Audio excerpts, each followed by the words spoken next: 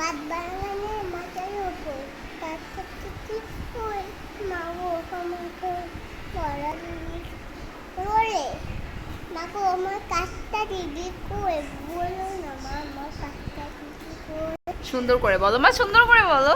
বাঁশবাগানে, হ্যাঁ এটা ওখানে মাথার উপর তার থেকে ওই মা গো আমার তোলে বড়াই কথা দিদি কই পুকুর পাড়ে পুকুর পাড়ে রয়েছে ঢুকাই ঢুকাই না দোলে ফুলের গন্ধ।